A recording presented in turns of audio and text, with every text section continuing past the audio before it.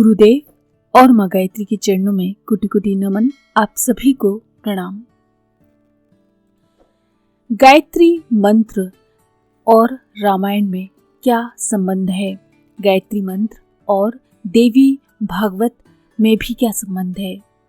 श्री मद् भागवत पुराण का भी संबंध गायत्री से है। आइए जानते हैं कैसे। गायत्री मंत्र के 24 अक्षरों में इतना ज्ञान विज्ञान भरा हुआ है कि उसका अन्वेषण करने से सब कुछ प्राप्त किया जा सकता है। ब्रह्मा जी ने गायत्री के 4 चरणों की व्याख्या स्वरूप 4 मुखों से 4 वेदों का वर्णन किया है।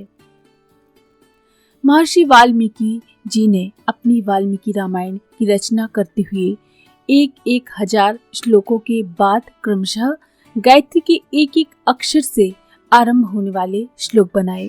इस प्रकार वाल्मीकि रामायण में प्रत्येक 1000 श्लोकों के बाद गायत्री के एक अक्षर का संपुट लगा हुआ है। महर्षि वाल्मीकि गायत्री के महत्व को जानते थे। उन्होंने अपने महाकाव्य में एक प्रकार का संपुट लगाकर अपने ग्रंथ की महत्ता में और भी अधिक अभिवृद्धि कर ली। गायत्री मंत्र के अक्षर का संपुट लगाकर श्री मद् भागवत पुराण की भी गायत्री महामंत्र की व्याख्या स्वरूप ही रचना हुई। श्री धरी टीका में इस रहस्य को स्पष्ट रूप से स्वीकार किया गया है। सत्यम परम धीमहि तम धीमहि इति गायत्र्या प्रारंभेण गायत्र्याक ब्रह्म विद्या रूप भेद पुराण इति। वेद व्यास जी ने गायत्री प्रतिपाग सत्यम परम धीमहि तत्व में ही भागवत का प्रारंभ मूल है। गायत्री के ही 2 अक्षरों की व्याख्या में एक स्कंद बनकर 12 स्कंद पूरे किए गए हैं। देवी भागवत पुराण के संबंध में भी यही मान्यता है कि उसकी रचना गायत्री मंत्र के अक्षरों में निहित तत्वों का उद्घाटन करने के लिए ही की गई है। मत्स्य पुराणों में इस तथ्य का उल्लेख है। मत्स्य पुराण में कहा गया है, जिसमें गायत्री के माध्यम से धर्म का विस्तार पूर्वक वर्णन है, जिसमें वृतासुर वध का वृतांत है, वो भागवत ही कही जाती है। देवी भागवत पुराण का आरंभ गायत्री के रहस्योद्घाटन के रूप में ही होता है। देवी भागवत में कहा गया है, जो आदि अंत से रहित सर्व चैतन्य स्वरूप वाली ब्रह्म विद्या स्वरूपनी आदि शक्ति है, उनका हम ध्यान करते हैं, वो हमारी बुद्धि को सन्मार्ग पर प्रेरित करें। देवी भागवत के 12वें स्कंद के अंत में समाप्ति का श्लोक भी गायत्री तत्व के संपुट के साथ ही पूर्ण हुआ है। श्लोक है, सच्चिदानंद रूपाम ता गायत्री प्रतिपिदताम नमामि ह्रीं मयि देवी धियो यो नः प्रचोदयात्। इसका अर्थ है, उन ह्रीमयी सच्चिदानंद स्वरूपा गायत्री शक्ति को प्रणाम है, वे हमारी बुद्धि को सन्मार्ग पर प्रेरित करें।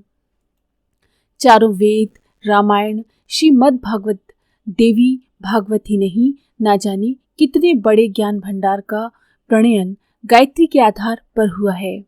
वस्तुतः भारतीय धर्म का सारा ज्ञान विज्ञान गायत्री रूपी सूर्य के सामने छोटे बड़े ग्रह उपग्रहों के रूप में भ्रमण करता है। वेदों में भी गायत्री का गौरव गाया गया है।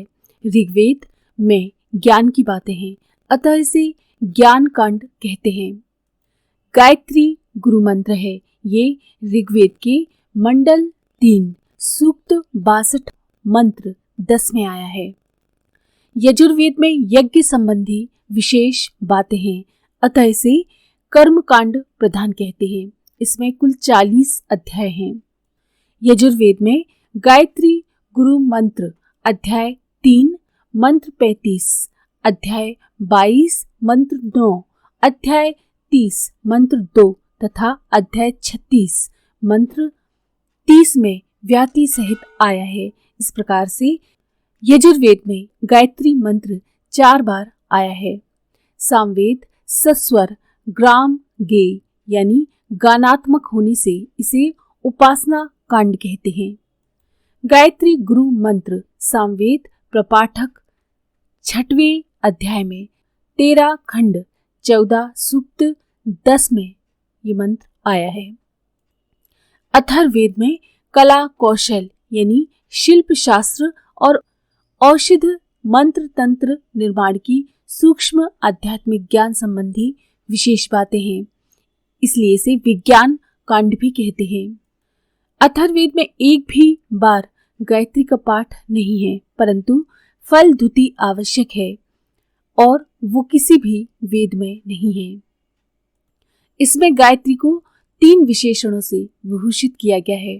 पहली वरदा यानी वर देने वाली, दूसरी यत यत वृणीने तत तत ददालिनी वरदा, इस व्युत्पत्ति के आधार पर शुभ कामनाओं की पूर्ति करने वाली परिलक्षित है। साधकों की इच्छाओं को पूर्ण करने के कारण इसे कल्प वृक्ष भी कहते हैं। गायत्री मंत्र की आध्यात्मिक दुग्ध धारा का पान करने से त्रिविध दुखों का निवारण हो जाता है। किसी प्रकार का कोई कष्ट नहीं रहता। देवताओं की भांति सदा संतुष्ट, प्रसन्न तथा सुसंपन्न व्यक्ति रहता है। इसके पास कोई अपनी कुछ भी मनोकामना लेकर जाता है तो उसकी सारी इच्छाएं तुरंत पूरी हो जाती हैं। इसलिए गायत्री मंत्र को भूलोक की कामधेनु भी कहते हैं। इसे पारसमणि भी कहते हैं, क्योंकि लोहे जैसे कलुषित अंतःकरण भी सोने जैसे शुद्ध हो जाते हैं। जहाँ गायत्री रूपी प्रकाश जाता है, वहां से दुर्विचार और दुर्भावना रूपी अंधकार अपना स्थान छोड़ देते हैं। जब अंतःकरण पवित्र हो जाता है तो मन पर चढ़े हुए सभी मल विक्षेप कट जाते हैं। ईर्ष्या, द्वेष, घृणा, निंदा, बेईमानी, काम, क्रोध, लोभ, अहंकार की अनाधिकार चेष्टाओं से व्यक्ति रहित हो जाता है। सत्य, प्रेम, न्याय, दया, ईमानदारी, संयम, सहानुभूति आदि गुणों का विकास होता है, तभी भगवान के दर्शन होते हैं। चूंकि इस महाशक्ति के आवाहन से ही वेद मंत्रों का अवतरण हुआ है, इसीलिए इन्हें वेद माता कहते हैं। इन्हीं के लिए गायत्री मंत्र के दृष्टा महर्षि विश्वामित्र का कहना है कि गायत्री के समान चारों वेदों में कोई मंत्र नहीं। संपूर्ण वेद, यज्ञ, दान, तप गायत्री की एक कला के समान भी नहीं है। योगीराज याज्ञवल्क्य भी अपने अनुभव के आधार पर कहते हैं, गायत्री और समस्त वेदों को तराजू में तौला गया। एक ओर 6 अंगों समेत वेद और दूसरी ओर गायत्री को रखा तो गायत्री का पलड़ा ही भारी निकला। जो द्विज गायत्री परायण नहीं, वो वेदों का पारंगत होते हुए भी शूद्र के समान है। अन्यत्र किया हुआ उसका श्रम व्यर्थ है। इसीलिए वेदारंभ के पूर्व गायत्री के जप व मनन आदि का आदेश दिया गया है, क्योंकि गायत्री द्वारा ही वेद मंत्रों के अर्थ खुलते हैं। आज के लिए इतना ही।